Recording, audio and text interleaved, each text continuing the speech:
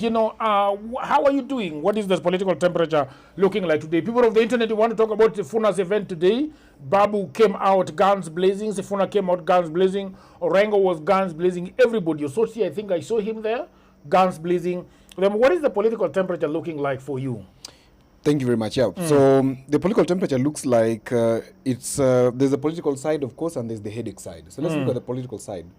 A quite number of events happened today. Of course, before we come to Sifuna, which is the premier of the events today, something interesting happened in Kisumu in the morning. And that was something very, very shocking that sent shockwaves on the political spine of the country, because attacking a business premise owned by the former PS for devolution, Irungu Nyakera, brought a lot of heat. 100 men attacking a business enterprise that is owned by Irungu Nyakera, that's Fairway Hotel in Kisumu.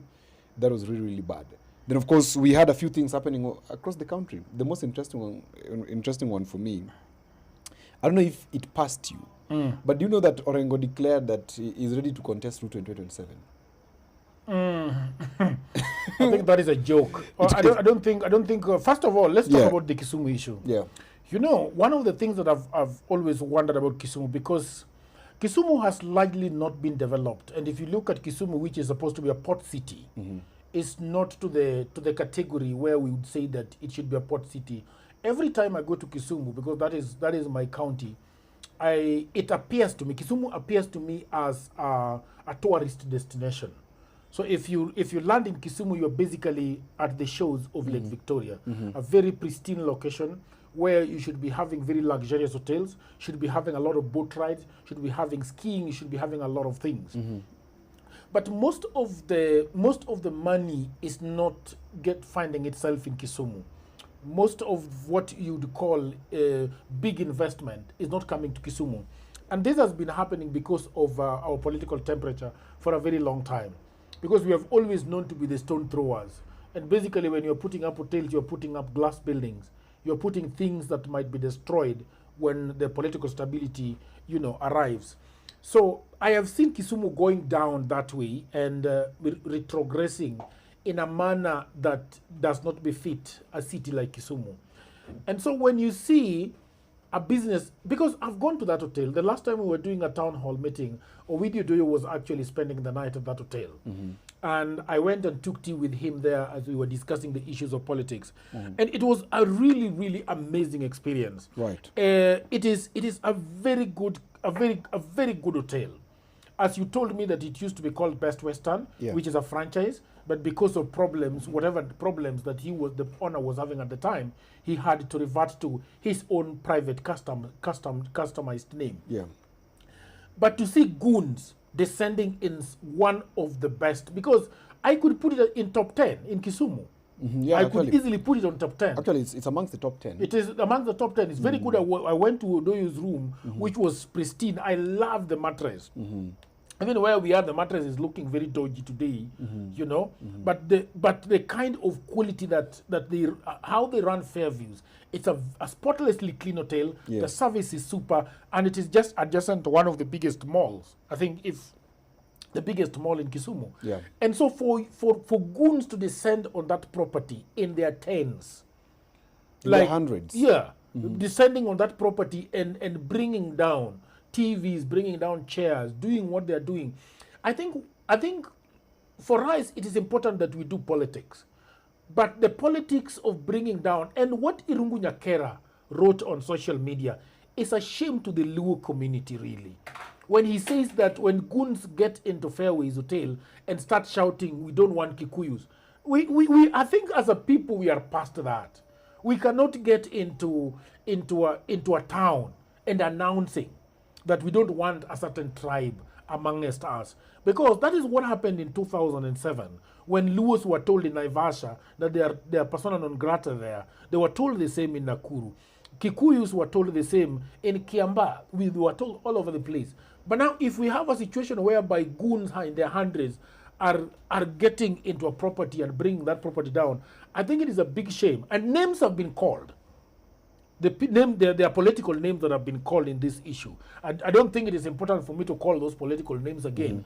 But if people are sending goons into business places, it's a big shame. Look at where we are, a beautiful place. Whether the bed is not very nice, but it's a beautiful place. All right? So imagine somebody who has put all these things and then goons suddenly are getting into this place in their hundreds and tearing down flowers, throwing pots, jacking TVs from the wall and doing that kind of thing. I think it is a big, big shame. And for me as a Luo, I've not been very, proud of this idea of destroying property. So for me, I think that was a big issue. Let me tell you, as much as that is true, Yeah. there are some things which you must also be cautious of, because I agree with you largely that we don't need to go that violent side, or we don't need to approach our investors with a very violent kind of approach. Yeah. We have former permanent secretaries or principal secretaries who are coming from Luo Nyanza, who have never invested in Kisumu or even these counties.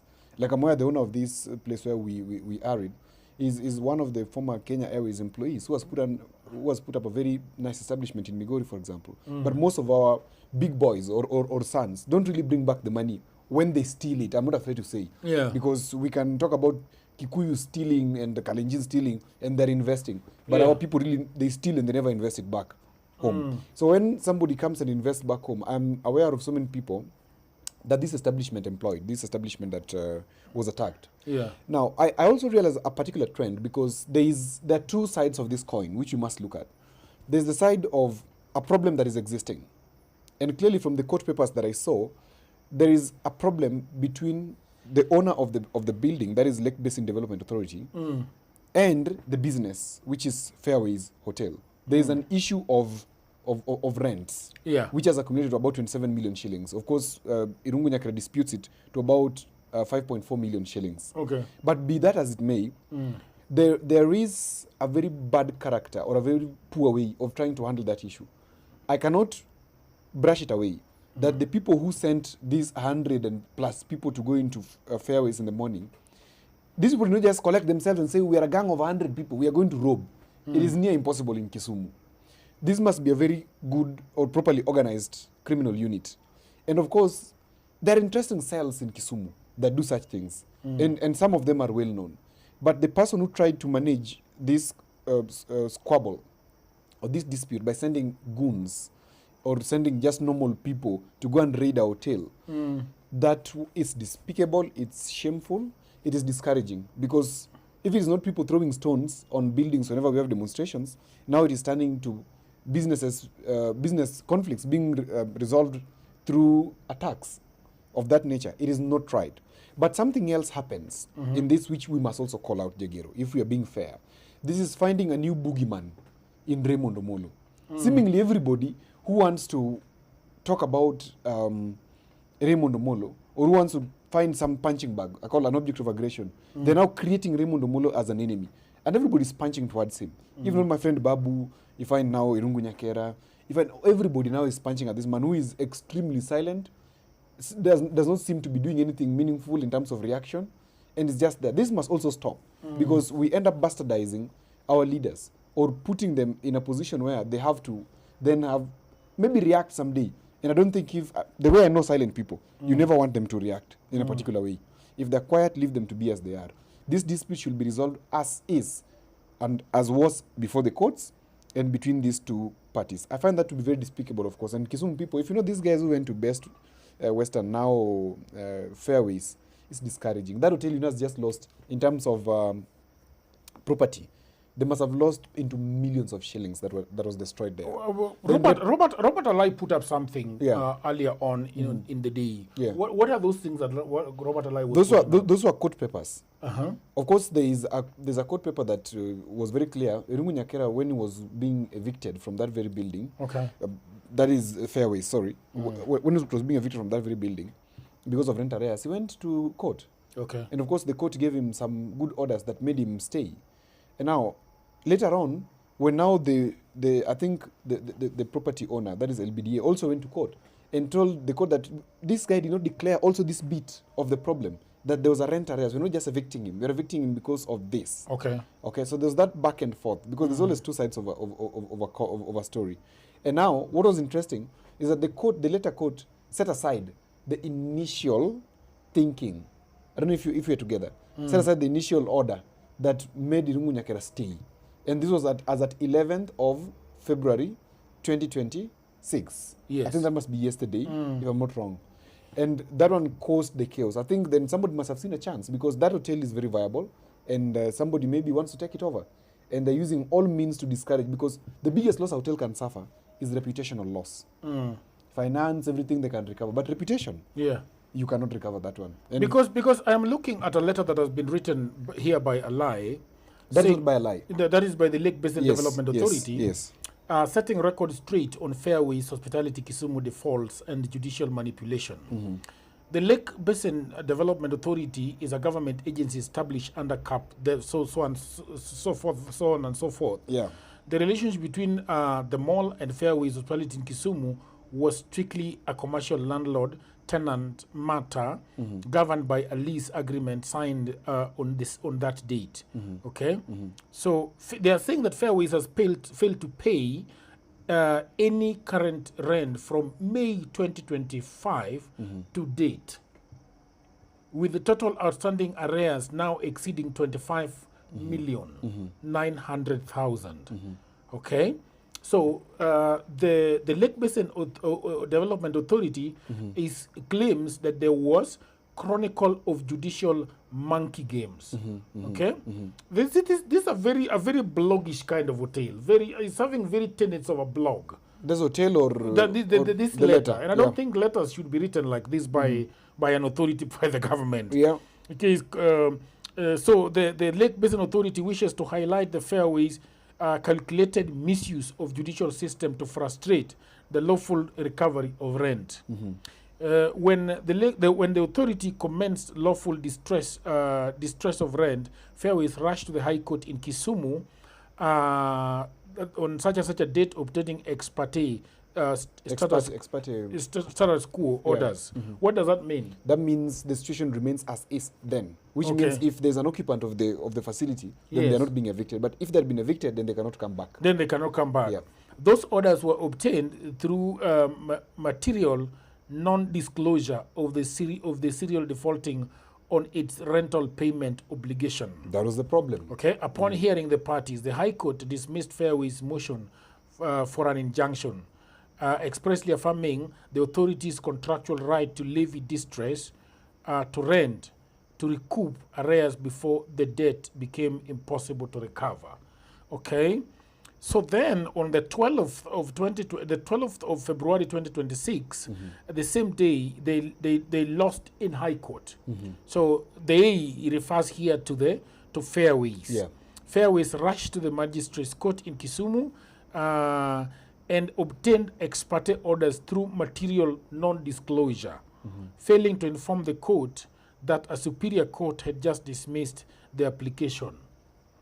So they went to the court, to an inferior court, to get an ex parte order. Okay, fine. It's a very interesting war. The baseline of this war is that the facility has to be taken over. The person who wants to take it over is ready, and unfortunately, Fairways loses on this because on the legal side they've lost already. That's very clear. They've lost because the Superior Court has set aside the initial orders that gave the stay orders. So which means they've lost the facility. Maybe I am not somebody who is very conversant with how takeovers are done at a business enterprise where the person that is supposed to be there is being evicted. But how is it supposed to be done in law? Because it appears like this is an auction issue. No, this is not yet at auction. What is happening here is that there's somebody ready with the money who wants to take over the business. That's why there's this kind of eviction. Normally, after the setting aside of the initial stay orders that were given by the lower court, what happens next is that now LBDA will go ahead to give a proclamation of auction. Now, once they give a proclamation of auction, you're given always reasonable time, 14 days or 30 days or whatever time that the law allows for you to pay the money. That's about, I think it's about 24 million shilling or 27 million, as they said. Okay. When you don't pay that money by that time, they will come and lock the facility. Okay. And put it up on auction. Okay. Now, when they give notice of auction, they give you further time. There's proclamation, then there's notice. They give further time to come and renegotiate. It could be within, so they'll put a notice of auction that they're going to sell it. And this notice of auction is going to be published on a newspaper, the classifieds or where. Now, when they put it up, it means they will auction the movables. Yes. Okay? Because the immovable, that's the building, does not belong to Fairways. The immovable belongs to LBDA. Okay. So they'll sell the movables, which is always the cars of the hotel. They will sell the mattresses that you loved so much. They'll sell the chairs, the TV, the equipment in the kitchen. So Or the person that is moving in is going to use them. Or the person that is moving. So that is always a negotiation, for example. The person that is moving in could be the one who is also buying. You could just say at the fall of the hammer, because it's always sale is at the fall of the hammer, which means they say the last price the first time, the second time, and the third time. If nobody challenges that price, then at the fall of the hammer, the hotel is sold to the person who is bidding the highest. And that person who is bidding the highest often would be somebody who is very close, either to the person who is losing the business, or very close to the person who is coming in. And it could be either way. So what's happening there, basically, Jagger, is that in my reading, and I could be wrong, I think there's somebody who's ready with the money. Yeah. And Irungu Nyakera and people of the internet, we want to use remind you that we started our podcast and we are talking about the issue of Kisumu, where about 100 goons forced their way into the Fairways Hotel next to the Lake Basin Mall in Kisumu in an attempt to evict the current tenant, who is Irungu Nyakera, correct? Yeah. And Irungu Nyakera is crying foul and saying that a government minister is the one that is actually pushing him out. A government PS. Yes, PS. And he wrote a very, actually I was somebody sent me that long post. I don't know where it is, but I don't know whether it is important for us to read what he's talking about. But I don't think I want to read it because look, Odhiambo, the reason why Nyakera has not been paying a single cent on a property that is not his for almost a year now is very interesting. But then the question is, don't you think that this is the work of the police? People being taken out of, is it not supposed to be the work of the police? Why is it goons? Well, it's not the work of the police to get him out. This is a business dispute. Business dispute is not criminal in nature, unless a crime is committed within the dispute. Like having somebody's debt is not criminal. Yeah. So it's just a business dispute. You should resolve it at the business tribunal or whatever. Or it's a civil matter. You go before the courts for mediation or whatever. But now, where the things are at, because it's going to take long for the courts to decide. And as the court decides, it means he maintains the ex parte status. Exactly. So he has the hotel still. He's still in the building. But the business is not, the LBDA is not making money. So what happens? LBDA must do something, and that's what they're doing. Unfortunately, they're doing it the wrong way. If you ask me, that's not the way to do it. I will just but lock the place. The authority is the government. Yes. People are saying that your Nini is My very sound is poor. muted. Yeah, he's very poor. Let me push it higher. I don't know why they're saying that. Let me try and I push think it you've higher. always had a very bad way of putting this mic. That's better now. Or Yeah. that's worse. Check. Okay. No, it is not good. Let me try and help you. I'm not an internet person. You're the one who's an internet person. It should just come somewhere here. This idea of having many shows like ladies is not helping anyway. Which shows like ladies? You're being stupid. I think that is fine. fine. This is called a scarf. It's not a shawl. It's not a shawl, okay. Yeah. Anyway, people of the internet. So that is the question that we are having. If you look at the post that he wrote, Okay. this morning I addressed the media after a criminal attack on my hotel in Kisumu at 5 a.m. This attack comes in the middle of an ongoing legal dispute with LBDA relating to COVID period rent arrears from the time when Raymono was the CEO of LBDA. The arrears in question are 5.4 million against a monthly rent of 1.7 million. After having already paid over 130 million in rent and invested more than 235 million improving and developing the property, when I attempted to resolve the matter and settle the arrears, I was informed that LBDA no longer wished to deal with me because Raymono had expressed interest in the property himself. I was further told that I was on the wrong side of government and that I was throwing stones while living in a glass house. Okay. Faced with that position, we went to court and obtained lawful orders restoring us to possession of the property, which we executed legally. It is after this that today's criminal actions took place. Evidence shows that the individuals accessed our compound after being freely allowed to access the adjacent LBDA mall, then jumping across into our premises. During the incident this morning, I was able to defend myself and the guests at the hotel only because I am a licensed firearm holder. But what happens to the millions of businessmen and investors who do not have firearms? Are they now expected to face hired goons and lose their properties simply because they cannot defend themselves? Let me be clear. I'm a Kikuyu from Muranga who happens to be an investor in Kisumu holding a 50-year lease at my hotel. And I have invested hundreds of millions of shillings building this business. If the PS wishes to acquire the property, it must be done lawfully, not through intimidation or violence. PS Omolo, power comes and goes. Just as I am now a former PS, you too will be a former PS someday very soon. The rule of law must prevail, whether you like it or not. I have a very big problem with the way he's talking about this because he's politicizing the issue. Correct. Yeah, he's politicizing the issue. First of all, I think we have to give a shout out to the wrong things. Sending goons into business premise is not a good thing. Regardless of the dispute. Regardless of the dispute, I think it is very bad. And simply because somebody is with Wamunyoro and is in DCP and is not supporting the current government, I think they should not be persecuted in the way they have been done. Well, I agree. What has been done, but we cannot. As people of the internet, we cannot judge Raymono Molo on this issue. Neither can we judge Nyakera on this issue, right? So I think that if he shouldn't politicize this issue because this is strictly a business issue. I agree. And you've also mentioned that a lot of people are creating a punching bag out of Omolo. Yeah. I've seen it a lot, and it should stop. I'm not sure whether Omolo is got a zipper on his mouth. He does not talk. No, it doesn't. What is going on with him? It's his nature not to talk, and I think I like it that way for him because then people don't know how to deal with you. They can only create scenarios like all these. They're just finding a boogeyman after the death of Raila. They have to find somebody else to create a tribal king out of in Luo, and they're trying to target Omolo and create him as a tribal lord, and that is because Raymono Omolo effectively is the deputy president of Kenya. Effectively, because this is the person who coordinates government. This is the person who talks to the president every other day in the morning, before and after the day starts and ends. This is the person who the president listens to most amongst the government officers. So, of course, he sits at a very pivotal position. His word goes. His word is actually the president's word. So when Raymono Omolo sends you something and tells you to do as a government officer, it is the president's word. It's not just him talking. So, of course, he's huge. But he has managed not to accept that power get into his head.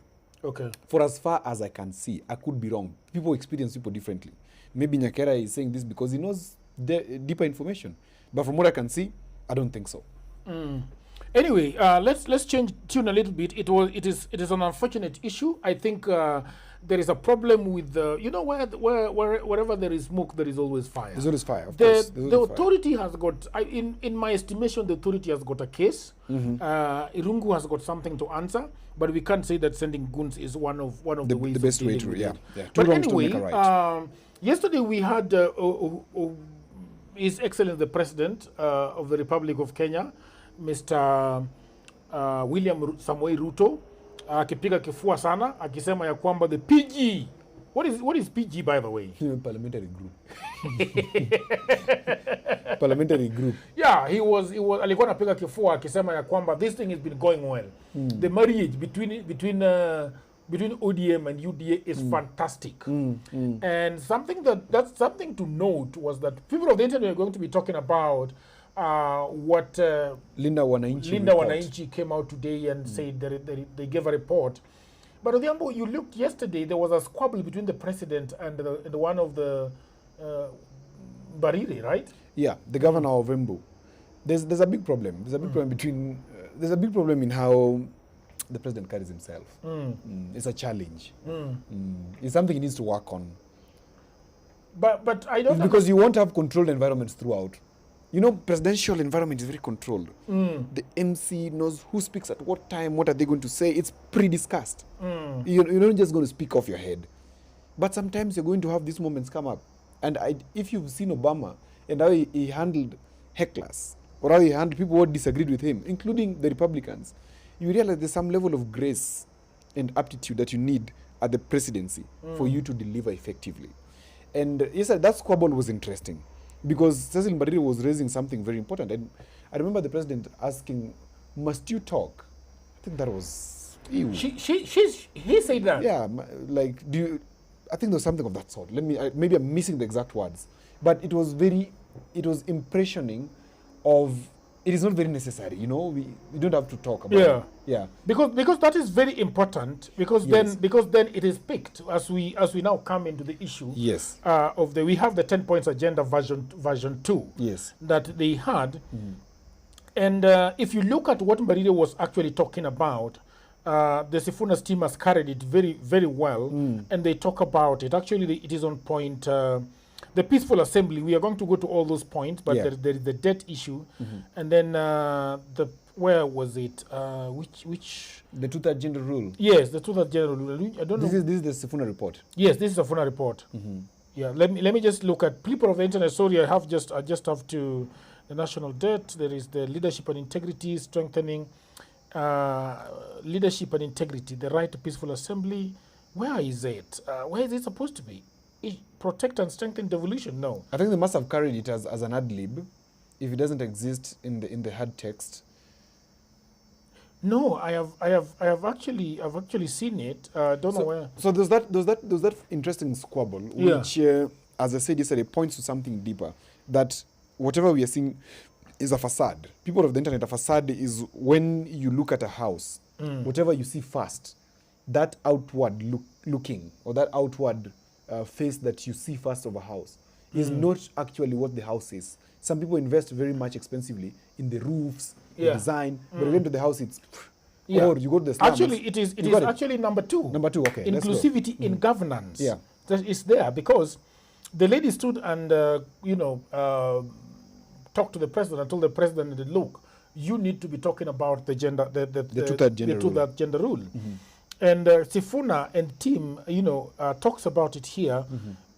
Exclusion based on ethnicity and gender continues to marginalize minorities in the country, and no effort has been made to bridge this gap. Yeah. Even as the mandate of the implementation committee expired on the 7th of March.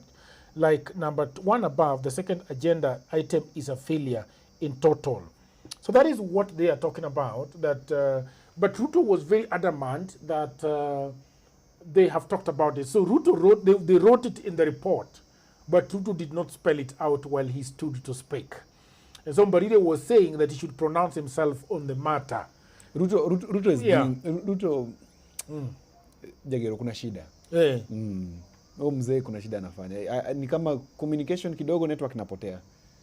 Because I don't know whether I should empathize, I should sympathize with the president. Because if you ask me, the president should learn better and should know better to this extent, that you cannot be the one person speaking about everything. Yeah, there must be somebody who speaks about gender. There must be somebody who speaks about governance. There must be somebody who speaks about debt. You should stand and just become a Ruth, sort of a judge that brings people together, or a king that brings people together. Not somebody who stands... It sounds to me, whenever he stands, he defends too much. And when you defend too much, the opposition will always put you in a constant attack. And in politics, political science 101, people around the president know it. Once the opposition gets you to your defense, you are losing the narrative. Because whenever he stands to talk, you listen to him talk, he's pitch high. His voice is pitch high. Yeah. And that is very wrong. The president should be calm. Pitch high meaning what? What does that mean? What does that mean in communication? Pitch high means 2 things. Okay. One, it means he's telling you not to trust him. Like, for example, you're asked, what is your net worth at a parliamentary committee? Yeah. Then you say, 300 million? You're asking the people, do you believe my lie? Or you're asked, who is Helen? Then you say, Helen? That Helen means, do you believe I don't know Helen? Pitch high always is always asking if the person believes your lie. Number two, pitch high also shows discomfort and shows trying to defend something that you know is not true. For example, if somebody says, Jagero, you're a thief, how would you respond? No, I'm not a thief. Exactly. You see that? No, I'm not a thief. It is very calm because the confidence within you does not take your mind zigzag. But if you're asked, Jagero, what property of yours did I steal? exactly. Which means I have things that I've stolen, but which one of yours? Because I'm not aware. Yeah, but I'm a thief, yes. But which one of yours? Because I'm not aware touching yours. So that pitch high means that is accepting that is losing in terms of the narrative. And what the president must do, he must climb down the horse. President is everywhere. He's like me. He's everywhere. He's on podcast daily. He needs to calm down. President needs to, like for example, Jagger, I've said here before, why is the president influencing for his projects? Ikuwe safari rally, ako hapa. Wa Kenya. Sasa, wa Kenya. You know, ikiwa maneno ya nini, stadium, ako hapa. Ako hapa. Siniliwambia hii kitu tunajenga. Walisema haitawezekana. It shows amateurish or amateur approach towards communication. Yeah. Because somebody somewhere is lying to the president that influencing is a good thing for him. That's not public relations. Public relations is you leave somebody to talk about it. Center the project around the people, not yourself. Sit away from the project. Come a National Infrastructure Fund. It should not be talking about it at all. It should be far away from National Infrastructure Fund. It should be the private sector talking about it. It should be different sectors. The manufacturers, whatever. The Federation of Kenyan Employers. Because, Odhiambo, this is, and these people of the internet, you must listen very clearly here. Yeah. Because something was very interesting when it's called Gatuku or who, the one at Citizen. Sam Gituku. Yeah. Sam Gituku was asking very strong questions to during the explainer. Okay, yeah. To Mbadi. And there is something that Mbadi kept talking about. Professionals, people in that area of expertise, blah blah blah. I think the theme throughout that interview was people who know better. Are going to be there. You can't. But we are not seeing these professionals coming out to endorse this thing. Endorse this thing and talk about it. I don't know your friend Sheila Lang. I don't know she was talking about infrastructure fund. Yeah, I don't she know comes actually from this area. Yeah, I don't know what she said actually during she was at. But I would expect that they would unleash people who are influencers. Really. So what the president ought to have done, if you ask me, if I was sitting where he is. I would ask the Federation of Kenyan Employers to come and have a sit down. I would ask ISPAC, that's the Institution for Certified Public Accountants of Kenya. I would ask the bankers, okay, as a group to give a statement. I would ask politicians who are well-versed and well-grounded within economics, especially the ones from the past, not the ones who are here. The ones who are here can never be trusted. These ones are fake. The ones from the past who have excelled in areas of economy. I would ask professors, lecturers, whatever, people who are sitting in the World Bank, etc., to give an opinion about this. I would invite people from countries like Norway, where this thing has been done and it's been has been a success, to come and talk to the people. I'll make it a 1 month or 2 month affair where we discuss the National Infrastructure Fund, not by me and my ministers, because clearly you can see Mbadi. He's another clueless fellow. But Odhiambo, he also talks from here. Odhiambo, I see a problem with that. There's a communication problem. I see a problem with what you are telling the president to do. Yes. Because, Odhiambo, when I know that this plant does not treat gonorrhea. Yes. Okay? Yes. I know that this plant does not treat gonorrhea. This one here does not treat gonorrhea. Am I going to bring herbalists to talk about it? Now, exactly. So if you want to lead properly, okay. This is my thinking. In public relations, not about lying. It's about inviting opinions which are genuine.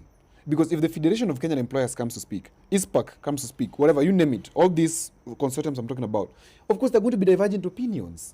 And do not try, Jagiru, to make it plastic to appear in a particular way. Make it open. Transparency is what is important. Because without transparency, guys will not believe you. Let ISPAC come and say, for example, that, hey, This fund, for example, I can tell you, I'm a layman in finance. I don't know anything proper in finance. But I can tell you, there is no way that we are going to properly audit National Infrastructure Fund if they're being given a leeway that is bigger than Article 223 of the Constitution. They're being told that for them, they can report 4 months later after expenditure. Number two, there is no way you can have a fund that has 5 trillion shillings, a shadow budget of the whole budget of the government, which means we're running 2 budgets.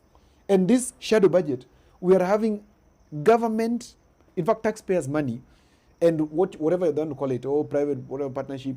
But because our budget, our budget for the country does not surpass 4 trillion. It's always 4.2. Now we are going to 4.6 for the first time. Now you're taking 5 trillion shillings. Of course, not all of it is coming from the taxpayers' money, but you're selling public assets such as our shares in Safaricom, KPC. And KPC. Now you understand the Kenya, the petroleum side. You understand there is a Ugandan government that has been given veto powers in terms of determining the sale and whatever of that. My friend, it is just a mess. So and that is why I'm telling you. The other day you were talking to me and telling me and squabbling with me and telling me that I like putting the horse before the cart. The cart, yeah. Okay? But I think what you're explaining is exactly that, because you start with bringing professional to interrogate the idea. Yes, privately. Yes, privately. And tell you the truth. Yes. That Mr. President, here and here and here. Yes. And then having listened to these professionals, then you model what you want to do. Yes.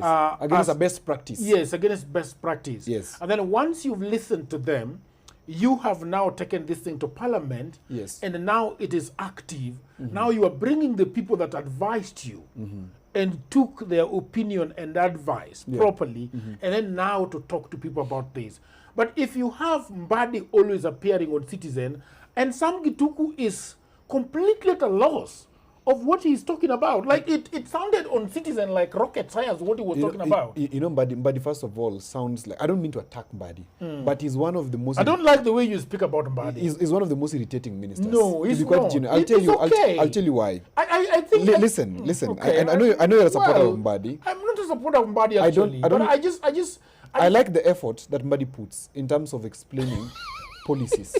The effort is good. But people of the internet, if there's anyone of you who understands what Mbadi is telling us the other day, please tell us, because I don't have a memory. And not because I dislike him. I've tried genuinely to understand what this guy says. You don't have memory of what he's saying because he's not talking about finance and you're not understanding. I am trying to understand even the little bit of finance that Mbadi is explaining to us, bro. I can't get it. He's not using the language which resonates to me. For example, Sam Gituku was not able to understand. If Sam cannot understand, how do you expect me to understand? Sam is higher than myself in so many ways. He cannot understand. How do you expect me to understand? That's exactly my point. That Mbadi, he has the effort, but the effort is not converting, bro. It's like these people, some of these guys who sell insurance. You wake up in the morning, you dress very nicely in your tie and suit or whatever, and then you go to the street and try to broadcast. Like you're timing people who are passing. Hey, what's your name? My name is, I sell insurance. People will walk away. Yes. Because the conversion is low. Your approach is wrong. It's the same thing that Mbadi is doing. He's trying to be out there too many times, trying to explain himself away, but you can even see, in fact, after the launch of National Infrastructure Fund, I saw a video which I was like, what the hell is going on with the presidency, boy? Look at Mbadi sitting on a chair and clearly, seemingly under duress, is trying to even button properly his coat. And he's trying to explain things which nobody gets. Jageru, I will repeat to you, government communication is not about flashing data. It's not about telling us the hard stuff. It's about telling us the impact on the voter. It's about forecasting the impact and let the people speak. These people are struggling. The president and Nani Mbadi are struggling because they are not understanding the concept of storytelling. It's that simple. Yeah. People listen to stories more, bro. This is why the people are winning. It's because they're having the story. Hamna pesa kwa mfuko. Sasa wewe ukienda saizi huwezi lipa SHA. And it seems like it is a reality, but maybe somebody cannot pay SHA because they don't want to pay SHA. Or they don't have the money to pay SHA. Maybe it could be true. But the government side must not keep on telling us data. No, data does not work. What works is telling us if 10 people today are able to access healthcare, can you give us in the context of the slum? Or can you give us in the context of general population that 5 years ago or 3 years ago, out of every 6 people who went to hospital, 5 of them had to raise money through harambes, etc., difficult channels. They had to make calls. You guys, you're all familiar with being called to your churches or public social halls where you're going to discuss over harambes to raise medical bills. Today, just 2 years later, amongst every 6 people who are going to hospital, it is only 2 who are not still very able to raise the full amount because the 4 have been fully covered by SHA.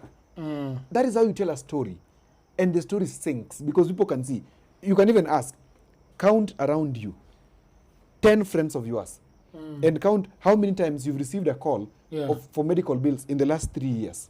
That is what SHA is doing, for example. But they're not getting it, bro. They're not getting it completely. So I did a high profile in getting into the mind of Sam Gituku when he was talking to Mbadi.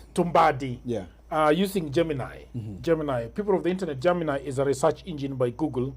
In the interviewer, Sam Gituku, in bracket, appears to have difficulty understanding Treasury Cabinet Secretary John Mbadi, primarily because of the complex, theoretical, and somewhat circular nature of the financial structure Mbadi is describing regarding the National Infrastructure Fund.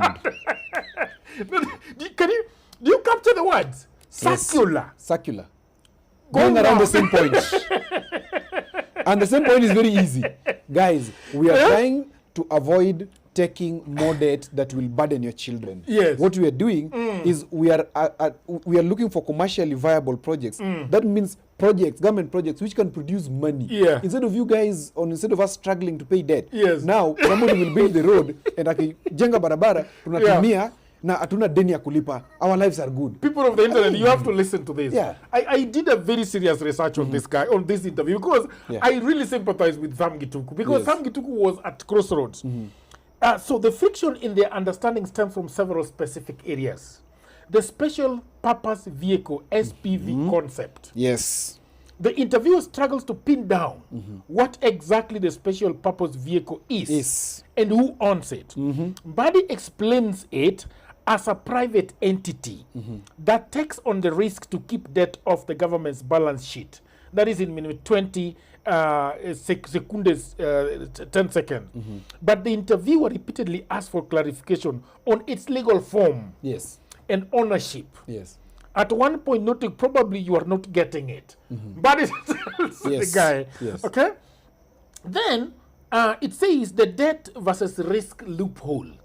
There is a fundamental disconnect regarding how the fund can not borrow against its balance sheet while simultaneously undertaking project financing that involves debt. You understand? The interviewer points out the apparent contradiction in law, while Mbadi insists that the debt is project specific and therefore technically separate from the fund's general balance sheet in minute 26. Conflict of roles.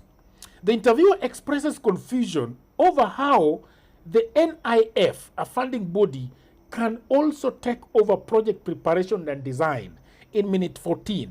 He questions why a funding board would redesign a project like an airport when a technical body like the Kenya Airports Authority already exists. Okay? Then Mr. Sam Gituku, again, does not understand the political and the professional independence. The interviewer remains skeptical about how a board appointed by the president can truly depoliticized.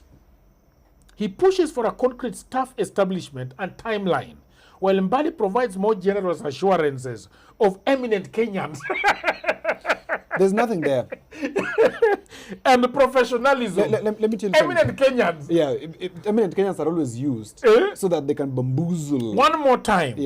Sam Gituku is completely flummoxed by the technical jargon that Mbadi is spewing. Okay? The conversation occasionally stalls. And Sam is very good at stalling conversations. So just keep quiet. Amidst the interview. On technical terms like securitization. Blended capital. crowding in.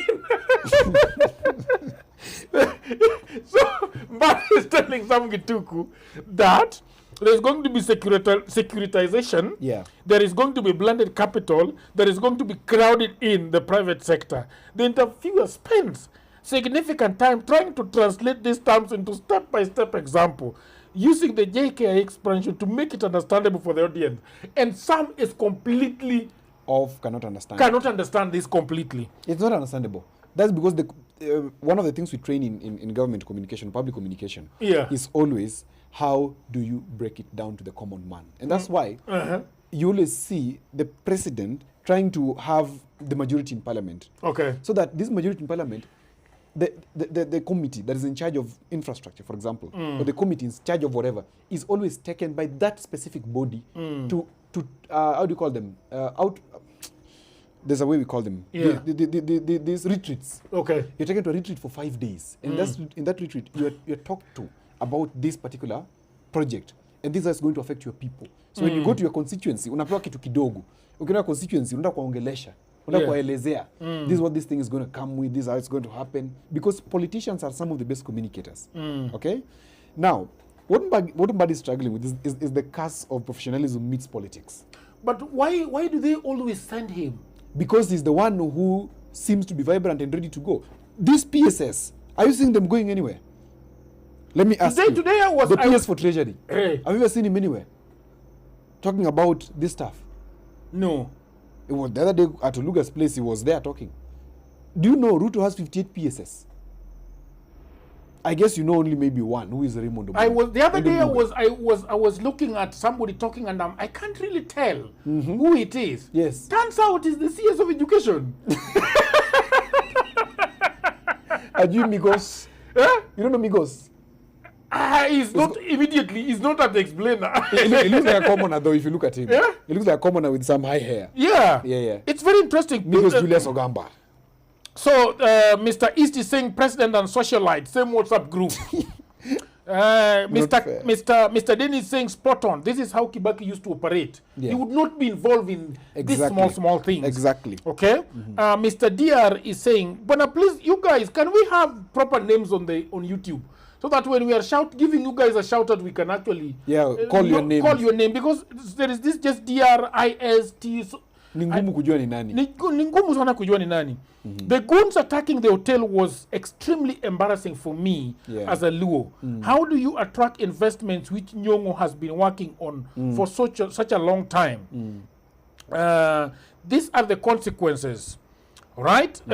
Julius anauliza udhis aski baridi. Niko sawa bro. Okay. Thank you. And then Vincent is saying mimi ndio Sifuna. Mimi ndio Sifuna. Thank you very much.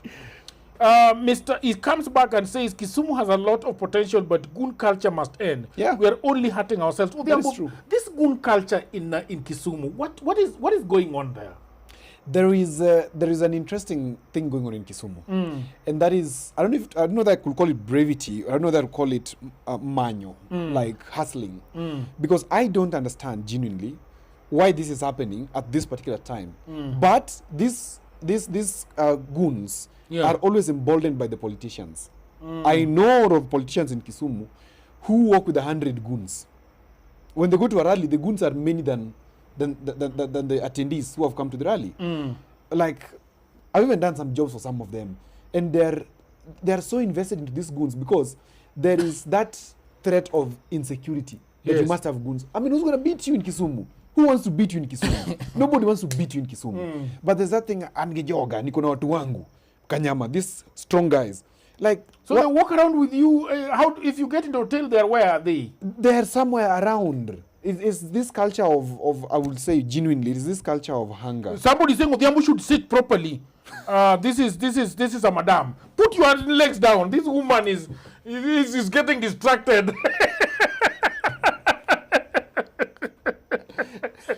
Odhiambo should sit. I agree. Total. You see how I'm looking presidential? I'm looking body. You're looking body. Anyway, I get you. Let's continue. Yeah. So somebody saying the premises you are shooting at must be that of nani. Ametaja jina. Ni hiyo. Ni hiyo brother. Tuko hapo. Yeah. Once you sit at the same table with some Gitu consistent TV, you must be astute Can I tell you enough to something? recognize intelligence. Can I tell you something? Yeah.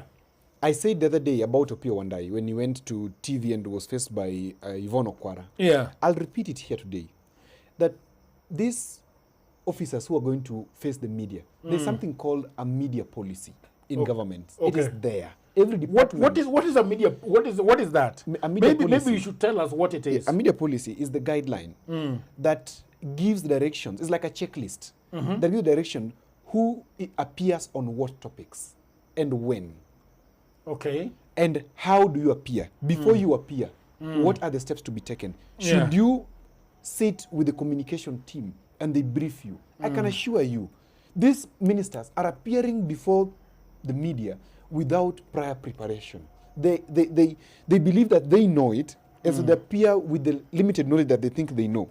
And the communication people are embarrassed, I can tell you. Some of them I've talked to. They're very embarrassed because there are these people who, of course, the ministers don't have much time. But my question is, what is leadership, Jagero? Leadership is delegation. Yeah. Delegate. Kibaki used to be hands-on, but you could never see him in the media throughout. Yeah. People like Kagwe, the Minister of Agriculture now, the guy who brought us this fiber thing we're using now, is the guy who used to go on TV. I think in Kibaki's regime, you almost thought everybody was equal because they were given that time and they were properly prepared. In this regime, we lack media policy. It is not there. Yeah. There's no media guideline. And worst of all, what this regime lacks that they need to institute quick is the Strategic Presidential Communication Unit. Strategic Presidential Communication Unit. Unit, they don't have it. But they have something What that do they mirrors have? that. What do they have? What is it called? No, but there is a presidential communication machine. What is it? You tell me. Who is the government spokesman? You tell me. It is somebody called Mwaura, I think. The former MP for... When is the last time I saw Mwaura speaking on behalf of the government? He's bamboozled. He never has an idea of what's going on. In fact, he operates on redundant frequency. What is a redundant frequency? Redundant frequency is where, like, you know, on terrestrial broadcast, let me not go technical. Yeah. When the minister has talked, Okay. or the president has talked, Okay. he calls for a presser the next day to talk about what the president talked about. That's redundancy. Oh, it's a I redundant see. frequency. So he does not have an idea of what's happening. Yes. He only waits for what the president says. And that's what I'm saying. The president and the whole regime, once they establish a strategic presidential communication unit, like the one that Manoa Esipisu headed during Uhuru's time, you could realize that appearances of ministers or even permanent secretaries on TV or even radio or even newspapers was very calculated. Before they go, it is calculated. Because you must calculate the desired So impact. Ruto is a micromanager. Things that is that I'm Mr. Know-it-all. I think I'm going to explain it better than anybody. At this moment, I will describe him as such. I will describe President Ruto as somebody who is hands-on extremely and thinks that he's the only person who should explain stuff. You are doing it wrong, Mr. President. Yeah, give a chance to your ministers. What Mr. Mbadi should have done on this interview, I also asked. What he should have done? How he should? No. I want to read for you some of the things he should have done. Okay. He had to strip away the finance spec. The reason the interviewer struggled is that Mbadi was describing a very complex way of borrowing money while trying to claim it isn't actually debt in the traditional sense. Yeah. If Mbadi wanted to be understood by everyone, he should have used simpler analogies. Here is how he should have explained those complex issues to a regular citizen. The special purpose vehicle, the SPV. The problem, Mbadi called it private entity to take away risk, which sounds like a shadowy middleman. Okay? How to explain it simply? Think of SB as a project chipping.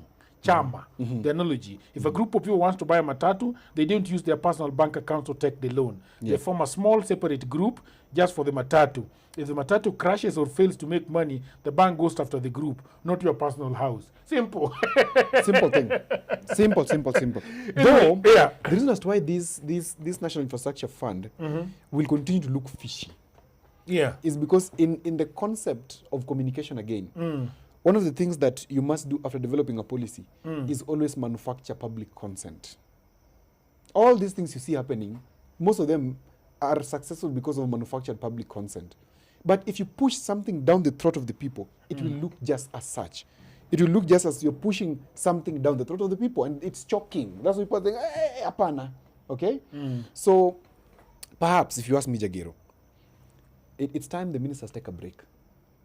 The ministers know nothing about most of the things that go on in their ministries. I can tell you. They are not even party to the ideas. No, they the don't formation know. of the ideas. They don't know. In many cases, it's the technical people who come up with these things. And upon the direction of the president and the manifesto, like, there's need, first of all, you know, whatever Ruto is pursuing is his manifesto. And manifesto is not being pursued from State House. It's being done from UDA headquarters along Gong Road. Okay?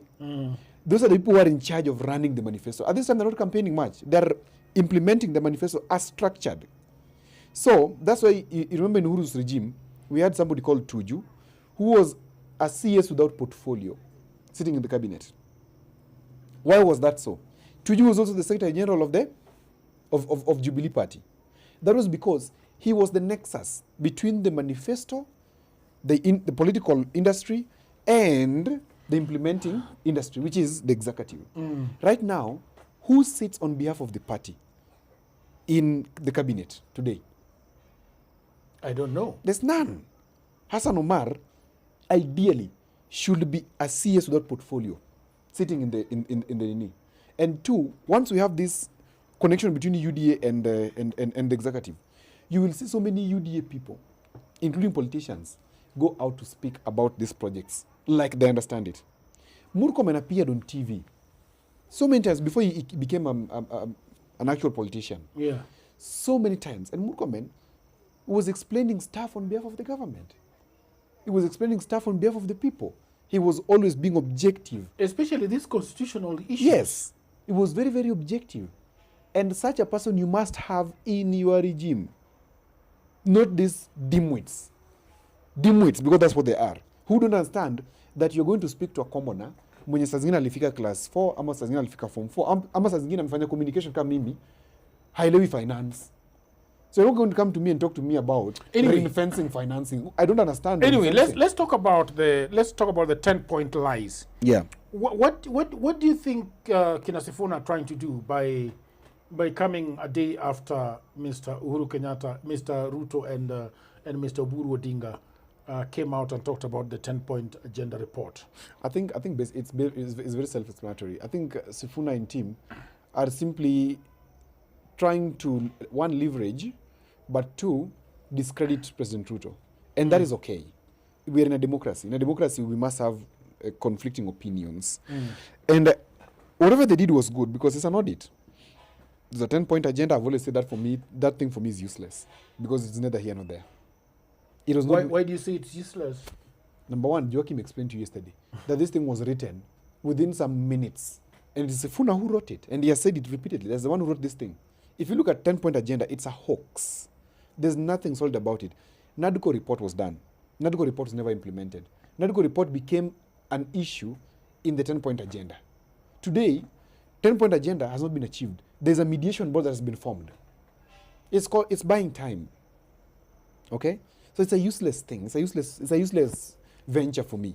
But the interesting bit is this. Sifuna, of course, took account. And I feel like even if malice would want to be read out of Sifuna's interest or Sifuna's report today, you could find that Sifuna's report is actually more solid than the Linda Wananchi, than the Linda ground report.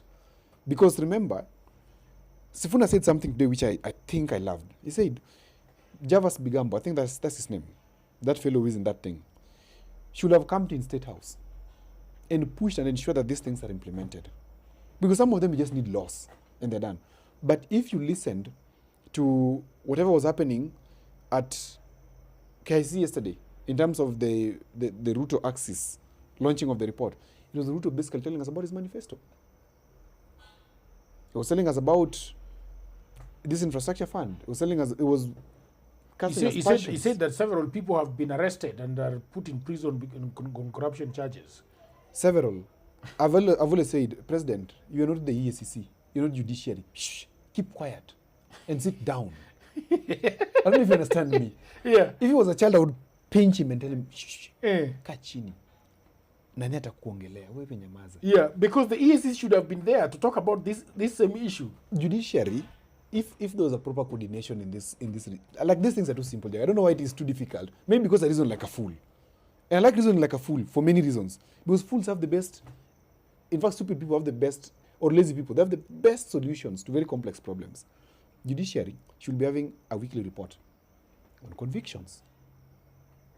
EACC, which brings corruption cases to court, gives us every week kwa Facebook.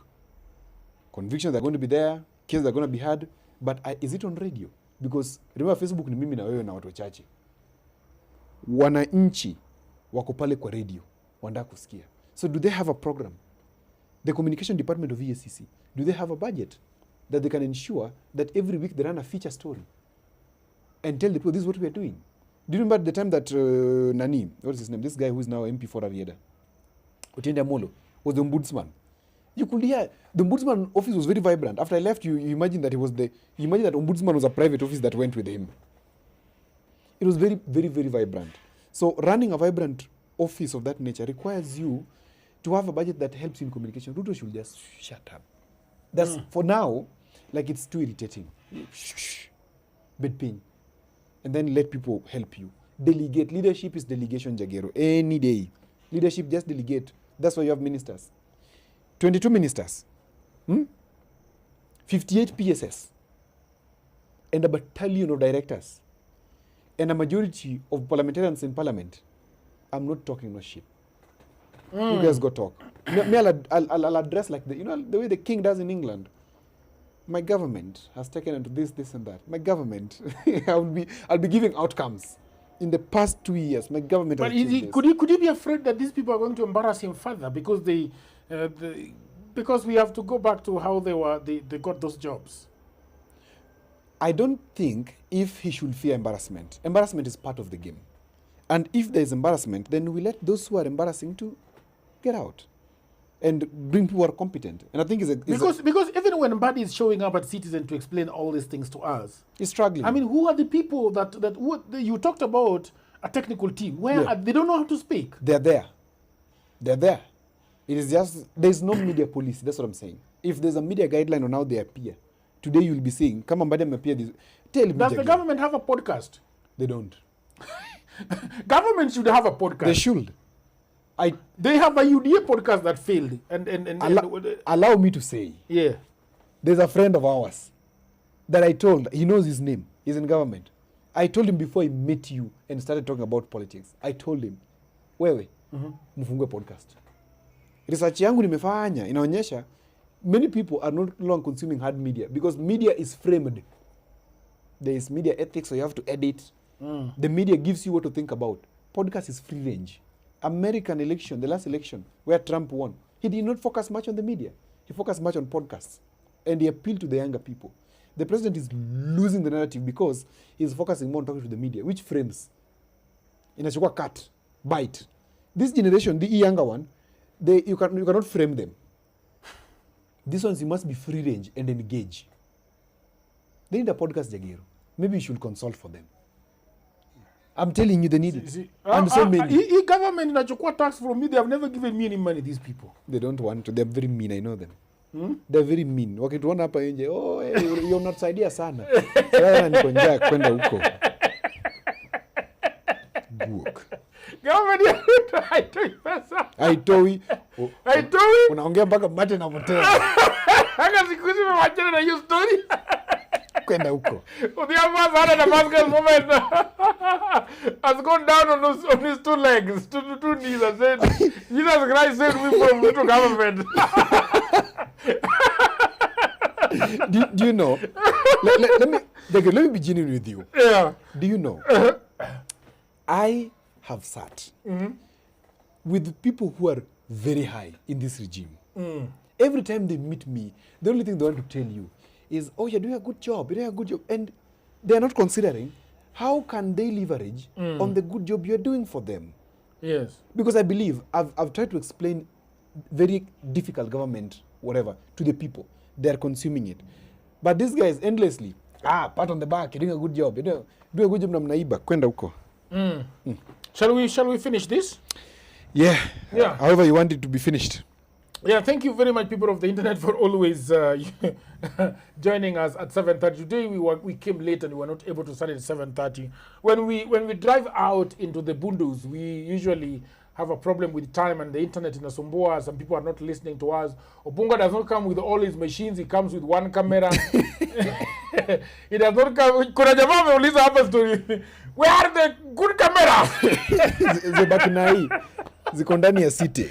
So the cameras we have in Nairobi are actually broadcast cameras that are very difficult huge to come to get out and stage outside like this. So we ran away with something that is called run and gun. Yeah, run and gun. So we have a 6K camera, which is basically a run and gun, that is helping us. At least what I promised myself, people of the internet, that I want to sit down every evening at 7:30 and talk about politics of our country, because I think we have been quiet for such a long time. And people of the internet, you guys are not engaging us enough. What we would like you to do is to, send us written text of what you want us to talk about. When you are listening to us, please respond. We have got a chat here that is live. You can write as much as possible. You can even write it and bring and copy paste it before we open this podcast. Also, you can always contact me on my number 0721 168 693 0721 168 693. You can actually send me a voice note and we can play it during our live broadcast. So what we'll put it together. Yeah. And then give it to Obunga.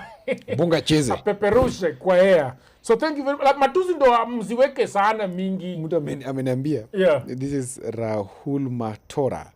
Kumbe kwa hapa kwa YouTube. Kumbe Odhiambo wanted to be on Ruto's payroll. Yawa. No. They're my buddies. But now, apana. We read a few, Sindio, before we go. Yeah, you can read a few. There is somebody here who is saying what? Let me see. Okay. DRI, whatever. Why is Ruto micromanaging? He has a nervous condition. I didn't understand that one. That's a medical thing. It needs to be investigated. I don't think if it's right for us to say that. He's not in our position. There's somebody who's been writing a lot. Professor Tom Ojienda or Aduma Owuor, who is likely to win and be governor of Kisumu. Who knows? Needs a whole podcast. Yeah. Hey, nameandika comments mingi. Odhiambo Njageru. I've not been around, but I've just turned on my data and received a notification that Political Headache is live. Let me follow you up. You know it when it is live, brother. Nitachangia kesho majaliwa. Very good. We are looking forward to your response and your feedback. Then Mark Orlando, my good friend, says, I think sometimes too much money and power takes away every little cognitive sense with clarity and away from human beings. A well-distinguished CPA has been reduced to a market heckler with zero information. Well, I agree with you. I think he needs to do better. You cannot be reduced to heckling like that. You should be helping in policy formulation. Let your ground team waende Who is heckling? Mbadi is heckling. Kwani mimi naogopa yeye. I really sympathize with Mbadi. Is heckling.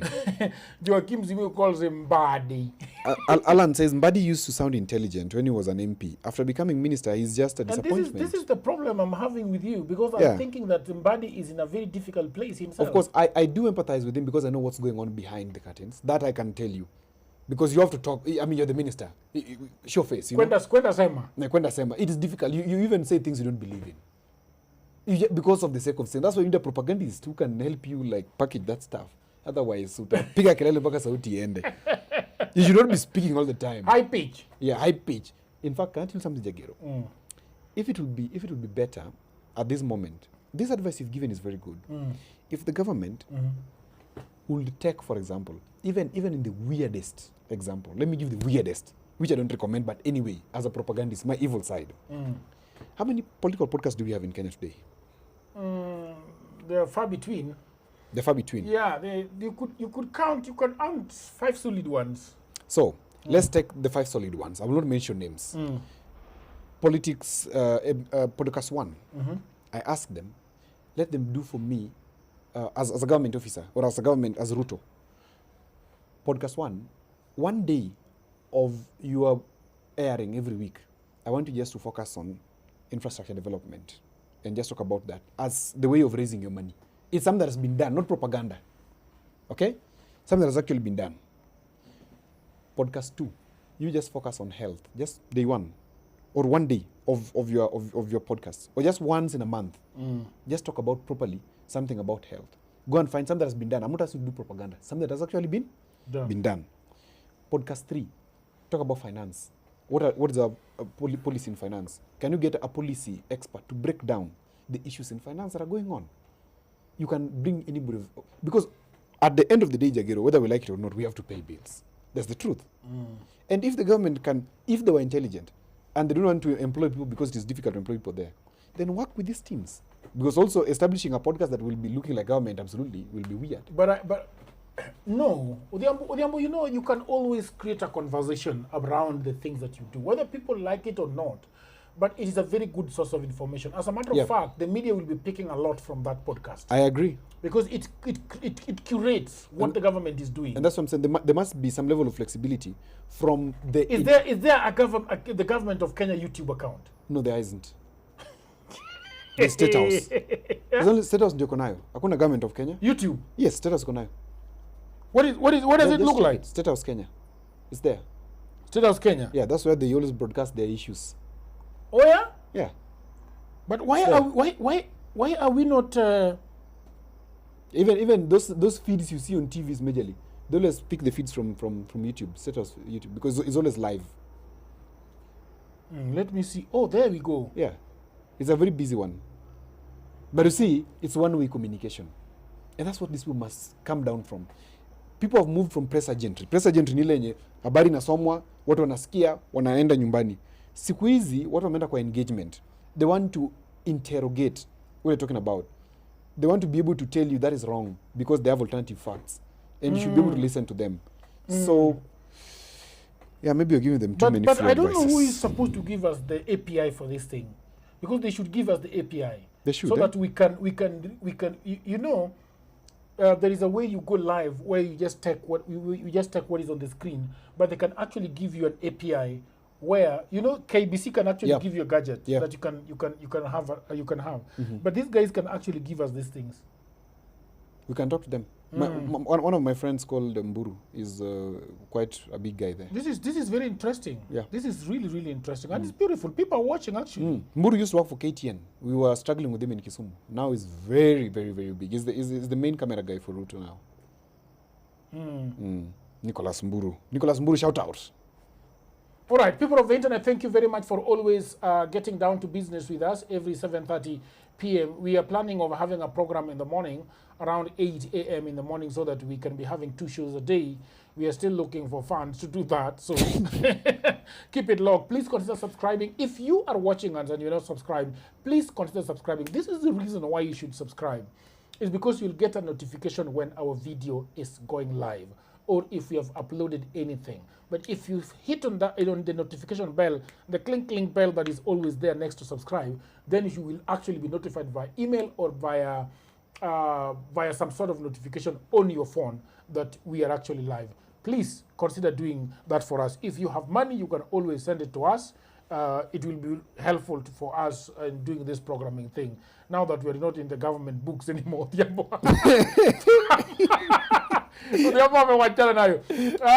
Follow us on the internet. We are on Facebook, we are on Instagram, we are on TikTok, we are everywhere else you get your social media dose of the day. Until another episode, bye for now.